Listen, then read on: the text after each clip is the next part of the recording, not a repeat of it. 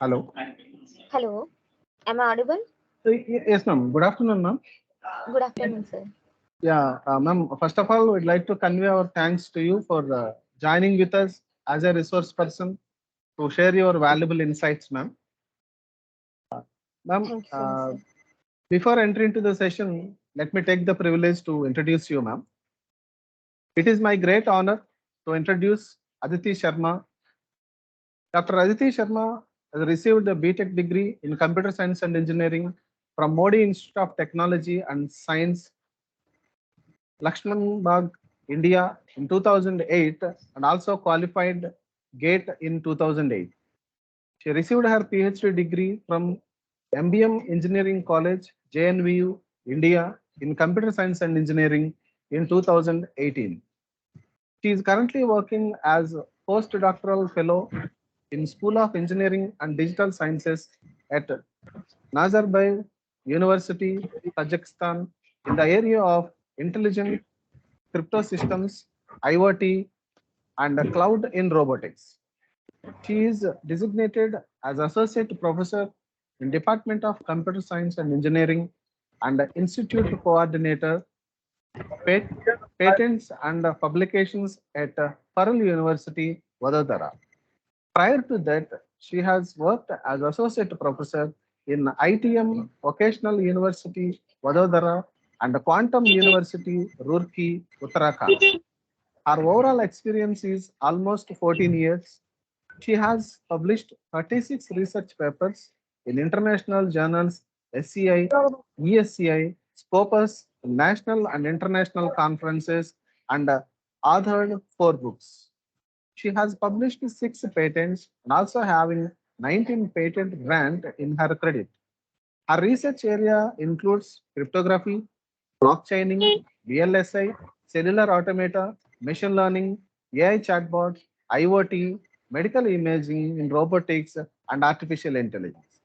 She is a life member of professional bodies such as Cryptology, Society of India, IEANG, and N2 Women Society. She is serving as conference chair, general chair, technical program committee member, and a reviewer in various Springer IEEE international conferences. She was invited for speaker, resource person in TechUp 3 faculty development program and in international conferences. I'm really, we are glad to have such an eminent personality as a resource person to this faculty development program, ma'am. Ma'am, now I request you to enlighten us by sharing your valuable knowledge on AI ML application perspective in medical robotics. Thank Now you the so much, sir. platform is yours. Yeah, thank you. Let's clear my screen.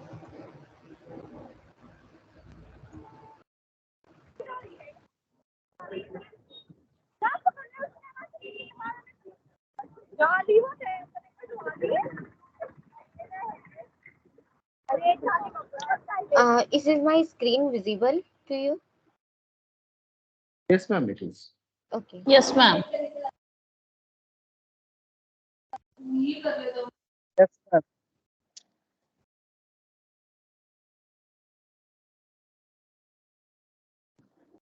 Yes, ma'am.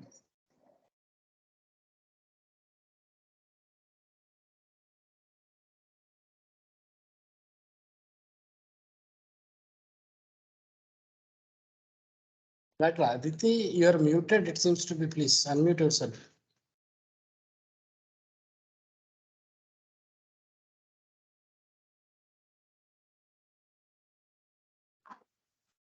Now it's okay, huh? I think so.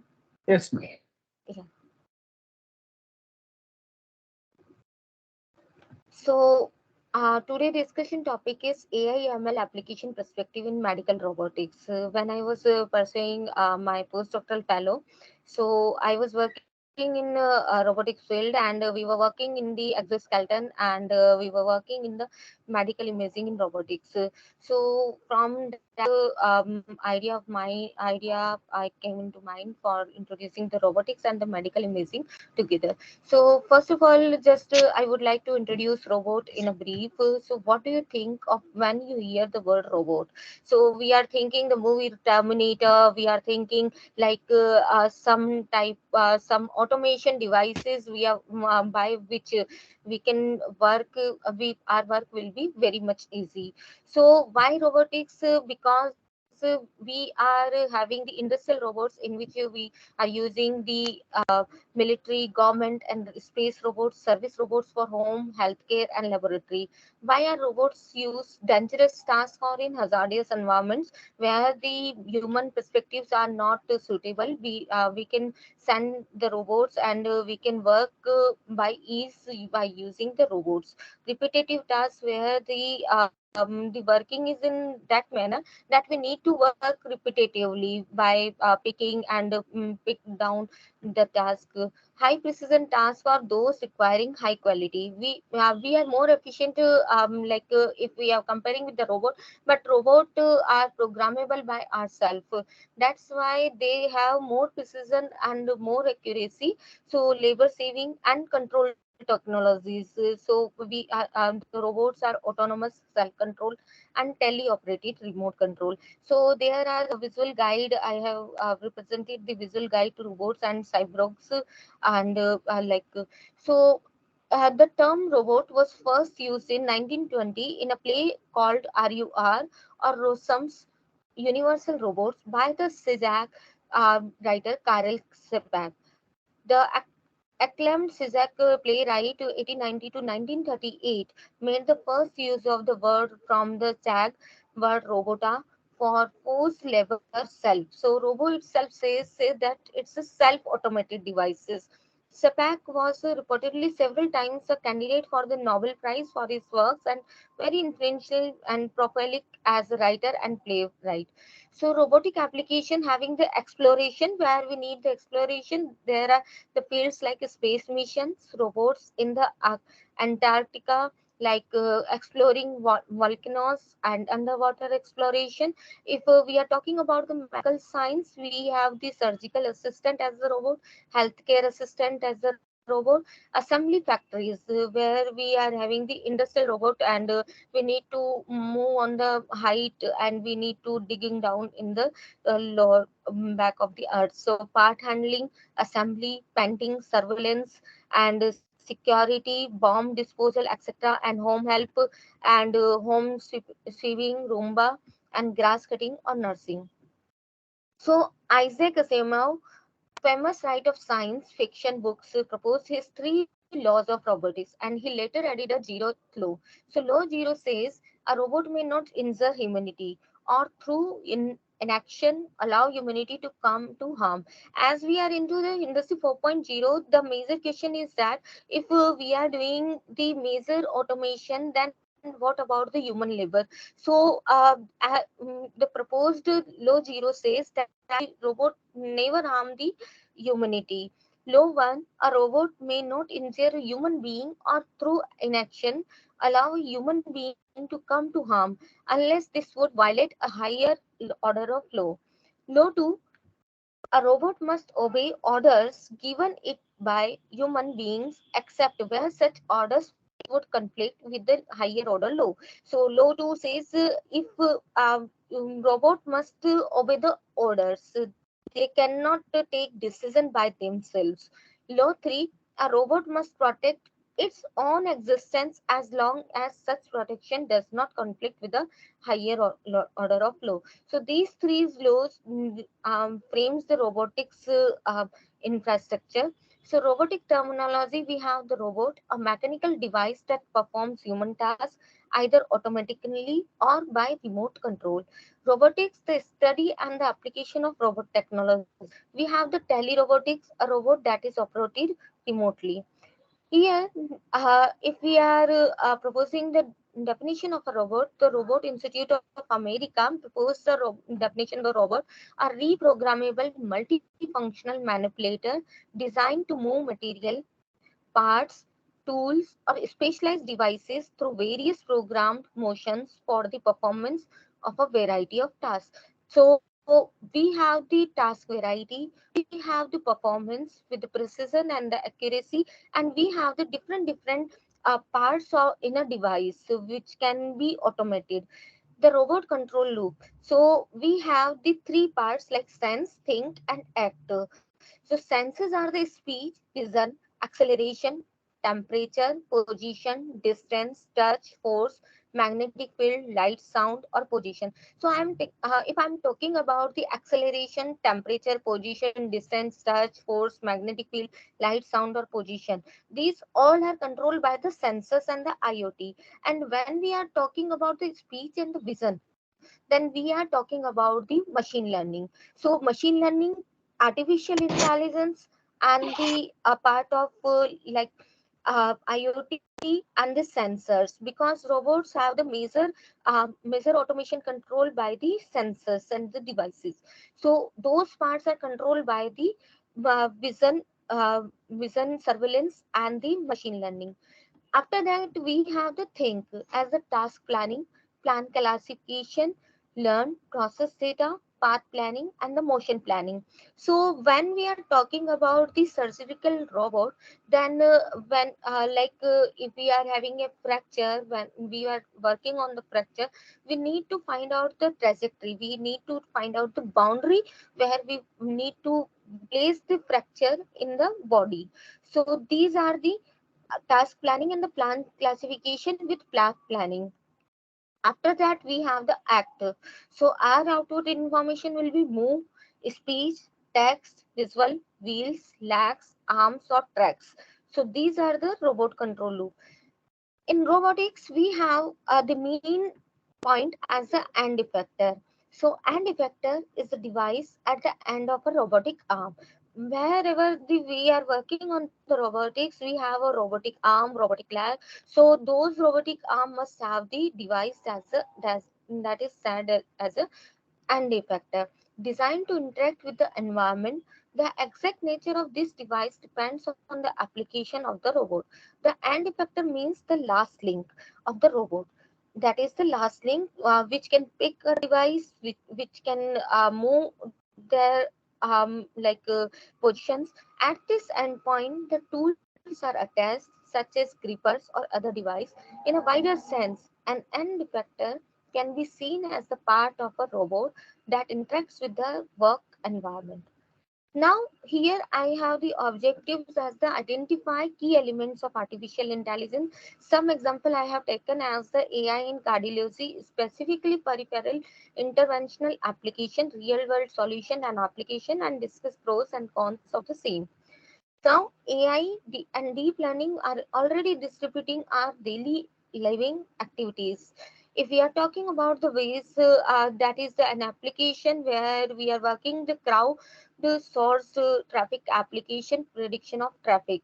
Nowadays, there is a visual, we are working on a Google map. Nowadays, Google map is rectifying its position when we are just able to see only a blue dot, which is calling our navigation system. When we are now in future days, we are able to click on, after clicking on the blue dot, we will be able to visualize all those areas where we are moving. That is some other some expansion of the Google map application. So like what to visual surveillance is embedded into the Google map application. Now we are having the Uber virtual transportation app, prediction of trips and the performance. So means what kind of intensity in the rush is there. So we are predicting all those from this Uber app. Tesla. Tesla is an autopilot driverless automotive surrounding imaging that can do the object analytics, where we need to move, where we need to stop. So those all application are embedded into the device. Next, we have the Alexa as the Cortana, Siri, and Google now. These all devices nowadays we all are using in any mode. So our daily activity, living activities are making very easy by using these devices. Now, artificial intelligence precision cardiovascular medicine. So we have the diet and we have the gut microbiome and genetics and the lifestyle. So lifestyle is automatically affecting the genetics and the gut microbiome. We have the big data that is called it our expensive human resources and precision medicine platform. We have the social media, omic data, and wearable technology. I'll discuss about the wearable technologies. What are the wearable technology, and it is a part of the robotics. So these all are affecting the artificial intelligence and artificial embedding the for the perspective machine learning, deep learning, and cognitive computing, where we are having the sense of thinking and sense of visualizing. So we have the three types of supervised learning, unsupervised learning, and reinforcement learning. And after that, we are embedding the precision cardiovascular medicine. So after that, this artificial intelligence cardboard is mapping into the cloud. And if we are talking about the Amazon web services, so Amazon says maker applications give the cloud data sharing platform tools for the researchers and the physicians. Now, artificial intelligence, machine learning, and deep learning. So, AI assisted clinical decision processor data driven therapeutics. Machine learning, big data research, predictive analytics for personalized therapy. So, anti-platelet and anticoagulation disease stratification. And deep learning, in deep learning nowadays we are using unet, rustnet, and vnet for the differentiating our where we have the blockage, where we have the tumor, not tumor condition. So expert level interpretation of angiography, IVOS, OCT data, clinical outcome prediction, and CT-FFR. Natural language processing, data extraction from EHR, and virtual assistants. Now we have the cognitive computing, so that we can have the automatic decision support in clinical and catheterization laboratory. So decision on treatment plan, need for intervention, procedure planning, stent and balloon seizing. After that, we have the computer vision that will acquire and interpretation of the images, including computer aided diagnosis and image guided processor and NGO-based FFR. I have read one paper where they have made the application of UNET for detecting the corona affected lungs and segmented those lungs into the healthy lung, healthy images by the uh, 3D CT scan images. So these are the major application perspective of the computer vision in the medical robotics.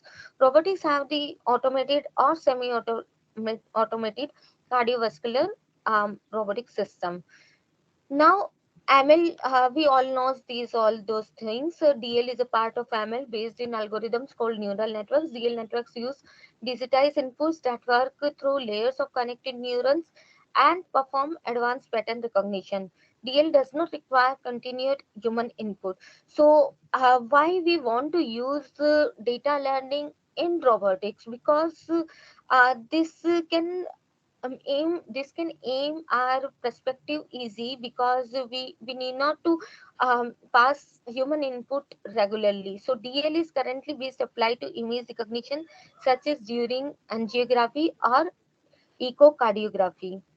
Now, clinical decision support system, that is embedding the cognitive computing, and cognitive computing involves self-learning system that might automate the using the machine learning, pattern recognition, and natural language processing to mimic the operation of human thought processes. In cognitive computing, a system or device is trained by machine learning or deep learning algorithm. The goal of cognitive computing is to create automated computerized models that can solve problems without human assistance. And the best example is the IBM's Watson for Health. IBM Watson is the chatbot which is allowing all the patients to have the assistant for the mental psychological treatment. So this is the clinical decision support system. Now we have the automation via deep learning image analysis. So physician interprets coronary CT data. So first of all, we need to have CT data. It may be X-ray or 3D CT data. After that, if it has any obstructive tag analysis, so if it doesn't have, then we need to go for the optimal medical therapy. It has obstructive tag analysis or some we can have 3D tools for SolidWorks and other tools. If it is have some objective analysis, then we need to CT data upload it to cloud. Then we need to perform the image processing and image recognition by deep learning. It may be CNN, it may be ResNet, it may be UNet. So after that, hello. Then after Madam, that, please continue. yeah, if we have the deep learning tools for automated coronary model, after that we'll have we need to frame out by concentrating on the problem, that it is having the segmentation work, it is having the recognition work. After that, we need to analyze and inspect and the correct model. So this is a virtuous cycle whereby human corrections train the algorithm and algorithm improves and less corrections are needed. So after that, psychological model created and FFR city computed. So this after that this human assisted, we have the city arm devices where these deep learning models are embedded, and nowadays doctor are performing these deep learning analysis when we are performing the medical surgery. So physician interprets FFR city data in context of city and define TX, so what need of therapy and what need of treatment they need. Deep learning on over 8,000 annotated cities enables accurate, precise performance and automated human analysis when evaluated versus OCT. So this is the case of cardiography. So angiography based assessment of hemodynamic significance. So these are the companies: Madis Medical Imaging System, CatWorks, Pi Medical Imaging, and they have their product medical imaging have the Q Angio X-ray, and this is the QFR acronym, and this has the validation study of favor pilot study, and favors to China, favor to Europe, Japan, and they have found the correlation with the pressure via FFR as 0.77 and bias as 0.001 plus minus 0.06. So, and accuracy of this correlation analysis as 0.92, and inter-observer variability is NA. Now, if I'm talking about the CatWorks, so CatWorks R score counts as the 0.92, and they have done their product name as the FF Rangio. So these three companies are working on those angiography platform tools, and these are the tools for measuring for fractional flow reverse, and we have the data illustrated for the study. Now, if we are taking as the raw image, then that can be X-ray. X-ray are the 2D device, 2D imaging, and 3D CT scans are the 3D CT. So these are the different things where we need to apply different image segmentation deep learning techniques for the different imaging techniques. If we are talking about the 2D X-ray image, then we need to generate reference image, and these are the highlighted anatomy. We can do like a Sobel or Canny. We can do any segmentation algorithm depending on our task. Here we have implemented Canny. So I will so these segmented arteries, now arterial features Now learn from the database. So we have the different X-ray images, and we need to find out, yes, after registration, how much part of anomalies are detected from the train in the train database.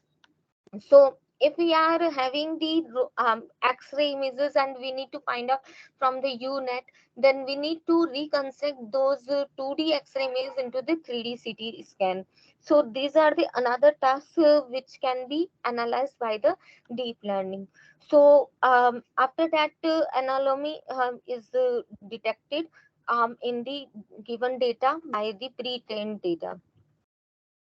So after analyzing all those tasks, so computer vision is a branch of computer science dealing with the objects and feature recognition in digital images, including digital video frames, and application, acquisition, and interpretation of cardiac images or fracture images, including computer-aided diagnosis and image-guided procedures of surgery. So this is augmented reality cardiac holographic display for procedural guidance. Nowadays, we have the holographic display, having the major application domain after deep learning surgery. So, like interprocedural monitoring. So, this is a slide taken by the JAMA network, and there is a question: can a machine learning derive predictive early warning system for pending intraoperative hypotension plus a hemodynamic diagnostic guidance and treatment protocol reduce the time weighted average of hypotension during non-cardiac surgery? So there is a conclusion. While the use of a machine learning derived early warning system compared with the standard care resulted in less intraoperative hypertension, further research with larger study population in diverse setting is needed to understand the effect on additional patient outcome. So this is in the like middle way. Yes, because medical robot cannot replace the doctors. So if we are having the population 34 men in the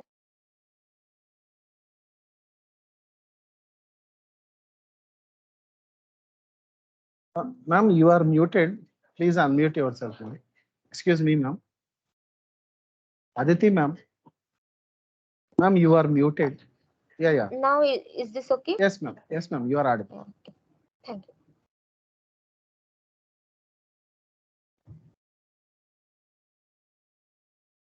So there is a 34 woman and the 26, sorry, 34 man and the 26 woman. So adults scheduled for elective non-cardiac surgery and an indication for continuous invasive blood pressure monitoring. So after analyzing, the median is got 64 years. If we are intervention, the 68 patients randomized and 60 patient analyzed. So 31 early warning system prediction of hypotension updated every 20 seconds, and 29 standard sensors are hemodynamic parameters monitored by clinicals. So findings are time weighted average of hypotension early warning system median is 0.10, that is IQR 0.01 to 0.43, and standard sensor is 0.44 as median. So median is finding after implementing deep learning as the 0.10. So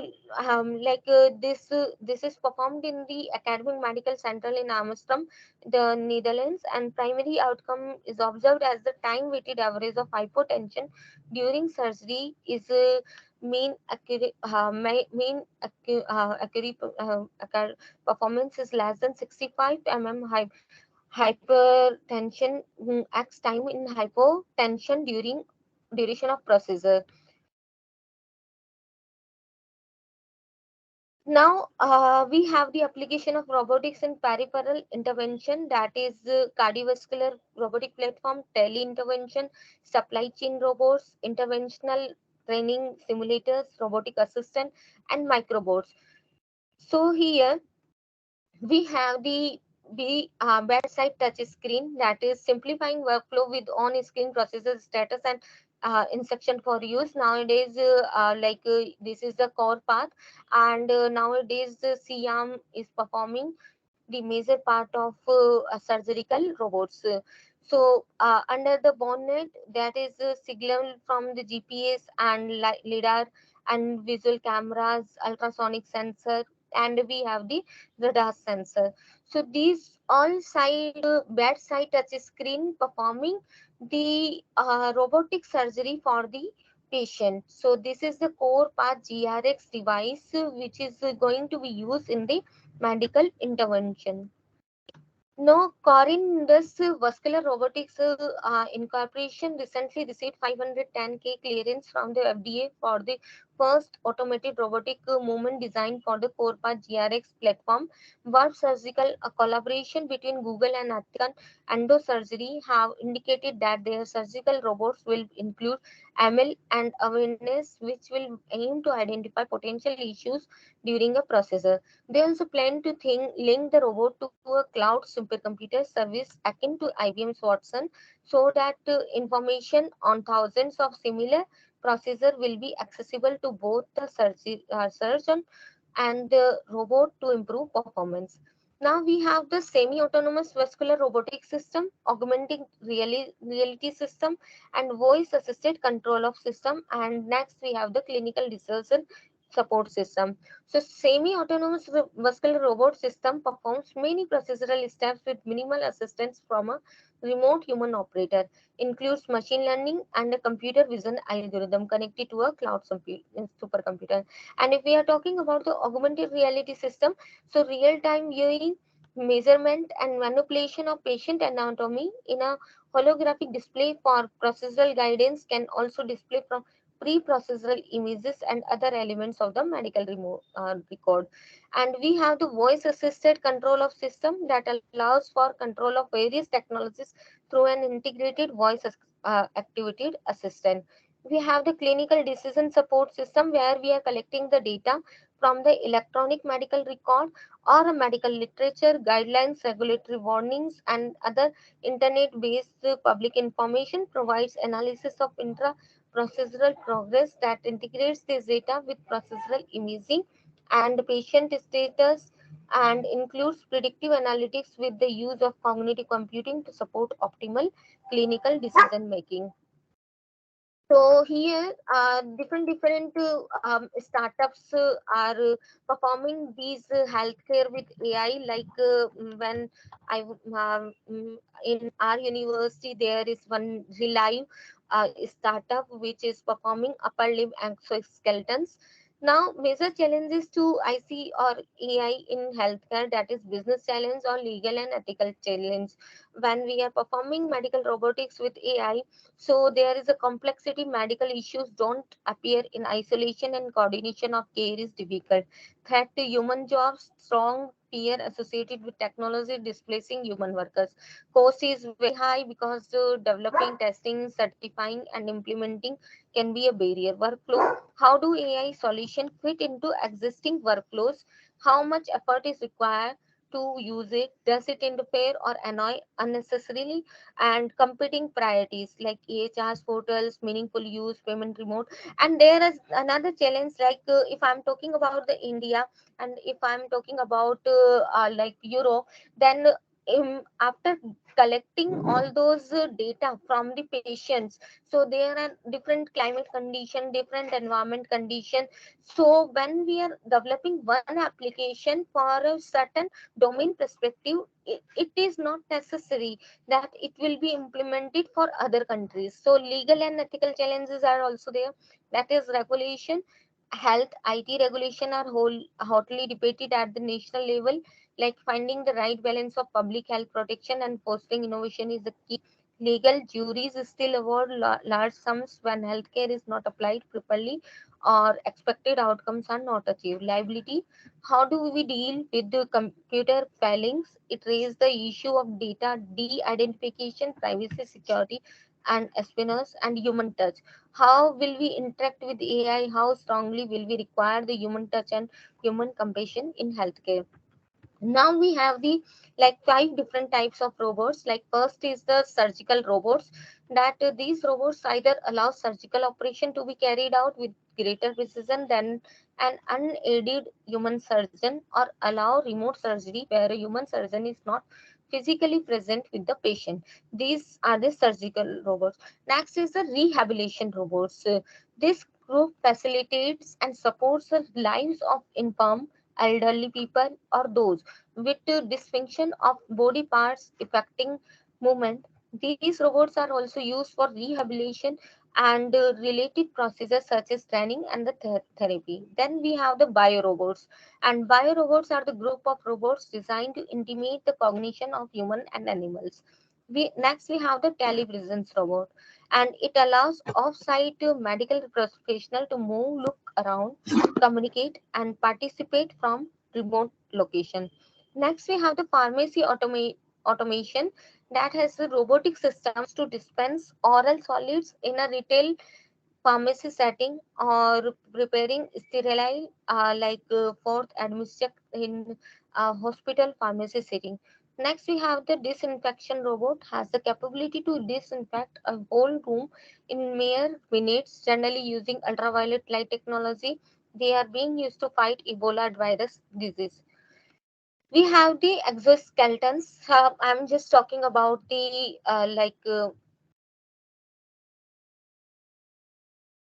I'm just talking about the rehabilitation robots, and these are performed by the exoskeleton. So, what are the exoskeleton? An exoskeleton can help us improve or give us better control of our physical capabilities. So, exoskeletons are wearable. These are the wearable robots too. Powered robot frame devices that people can strap on to walk or lift heavy things as examples, and these give us the better our sense, like being able to hear people from across the room or see things more accurately like binoculars. This will greatly benefit persons who are disabled. So we have the mobile rehabilitation exoskeleton, fixed rehabilitation exoskeletons, and powered commercial exoskeleton and passive exoskeleton. And nowadays, due to the mere working styles, we are having the more paralysis and more like human incapability. So these exoskeletons are very helpful. After that, we have the robo suit. So, Japanese robot maker Cyberdyne has received a global safety certificate for a bionic suit, paving the way for its worldwide rollout. So, Whole 5 Type B, and the cybermic voluntary control, initiating walking, brain sense impulse to muscles, bio electrical signals appear on skin surface, sensors pick up on the signals and send impulses to processor, and there are the power units that calculate amount of power needed, and maker claims the process responds a fraction of a second quicker than muscles. So there are different entities which is having the multiple wear resistant by the factor of 2 to 10. So this has the body weight as 23 gram, and lower body is the 15 gram. Now we have the hybrid assistive limb. So that is Hall 5, and training the next generation of doctors, dentists, and nurses to comfort the protect elderly patients in the early stage of dementia. And using robots, medical professions can make smaller incision for shorter surgery, reducing hospital stays and improving patient prognosis and saving controls. So medical schools are turning to robots that mimic live patients' feeling of pain or discomfort to help the next wave of doctors and dentists prepare to treat real people. Now, these all exoskeletons have these sensors and all automated, incubated accessories, but there is a lacking of machine learning and deep learning application perspectives in these robots exoskeleton and right now. So this is one exoskeleton, that is Spanish Queen Sofia and King Carlos, Japan's emperor, performance of a robotic suit called all, that is hybrid assistive limb. So there are lower assistive limb exoskeleton, upper limb exoskeleton, This is the rewalk by rewalk robotics that can is a mobile or body exoskeleton for walking assist and or walking rehabilitation and potentially a replacement to the wheelchair. So and this is giving shoulder a robotic. The US military and other around the world are trying to build exoskeletons to enhance shoulder strength and stamina. Several designs in the development. So we are also working in the lower limb exoskeleton, where we are supporting the lower limb for walking accurately. Now, this can take weight of the shoulder, enabling the user to carry heavy equipment, heavy and locks user into particular joint movements. Current designs suffer from slower response, use a lot of power, and exhausting to wear and has not shown to boost the performance. So that must be lightweight. If we are talking about the soft exoskeleton and versus rigid exoskeleton. And if we are talking about the surgical robots, so we have the 5 types of robotic surgery, like gynecologic procedure, urologic procedure, general surgery procedure, thoracic procedure, and hepatobiliary, liver, gallbladder, and bile ducts procedure. So these biorobots are working on this direction. After that, this is an example, that there is a person, Kathy Hutchinson, has been paralyzed from her neck down for many years. Now she controls a robot arm with her brain to move a bottle of coffee to her mouth. So this is a major application of robotics with AI, where we are working. And some companies like Remote Presence RP7 Intest Technologies has proposed this design on remote presence telehealth solution, including its remote presence RP7 robot, a full-featured remote presence platform for multiple medical specialties. So, Hamad Medical Centers in ED, for example, uses the RP7 robot to connect for rural hospital systems and improve patient care in remote areas of northwestern Pennsylvania and western New York and eastern Ohio. And to support the cardiology services it provides, so 14 regions in the state. The robot-based solution has increased collaboration, enhanced the patient care, and built relationships among medical professionals.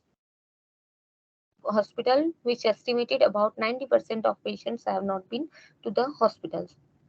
And so after all of this, now AI has initiated a paradigm shift in healthcare powered by the increasing availability of healthcare data and rapid evolution of analytics techniques. It is expanding its footprint in clinical system, including databases, images, and intra-procedural video analysis, evidence-based real-time clinical decision support, and robotics. There will always be a need for the expertise, compassion, and skills for a physician in the practice of medicine. Currently, AI is not a replacement for human intellect. Rather, it has the potential to complete the reinforce it. Peripheral interventional cardiology need to be prepared for the upcoming AI area. Thank you.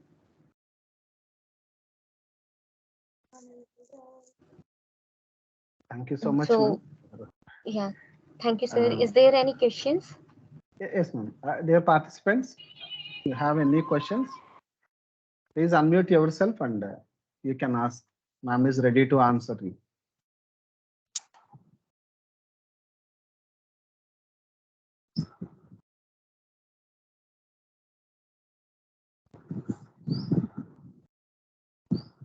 So, what is the level of these robots in India? Like, up to what extent Actually, yeah, actually in India, we are not using these exoskeletons or healthcare robots, because in India we have the rich medical facility, if I'm talking, and we don't have too much case right nowadays. But when I'm seeing across my area or in your area, you can see there are a lot of cases of paralyzing the patients.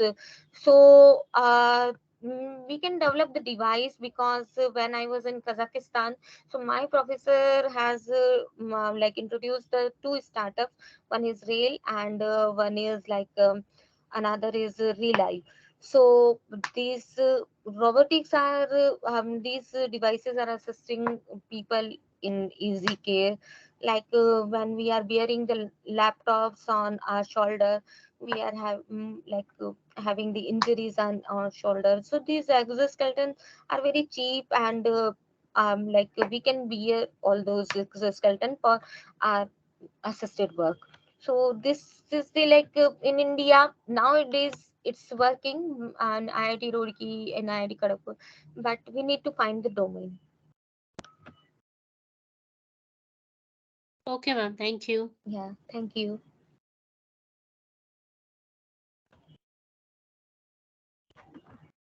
Yes, ma'am, I hope it's very much clear for all our participants, because you started your session with the AIML application perspective in medical robotics, ma'am.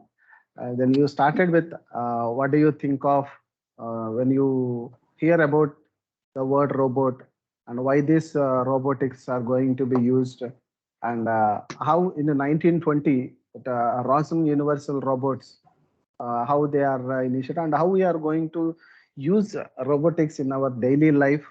And you already discussed about the clinical decision support systems, and what are the anomaly detections involved in complex analytics and computer vision.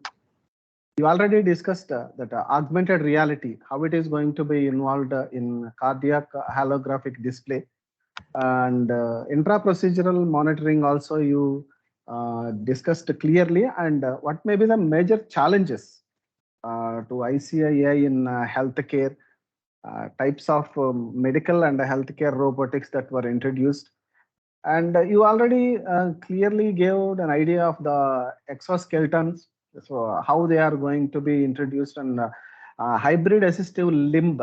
You gave a clear example of how this HAL, it is going to be used with a Spanish queen, that is Sofia, how it is going to be involved, and rewalk, how it is going to really within a short span of time. Suppose if you have given 1 hour time, we can imagine that how many miracles that you can do. But due to lack of time, you concluded it. Really, we thank you for sharing your valuable insights, ma'am. Thank you so much, sir. Thank you so much. And thank you so much, Kiran sir. And thank you, audience, for listening me patiently. Thank you. Thank you for the management. And thank you so much. Dr. Aditi, thank you very much. Thank you so much, sir. Thank you, ma'am. Yeah, Have a nice day.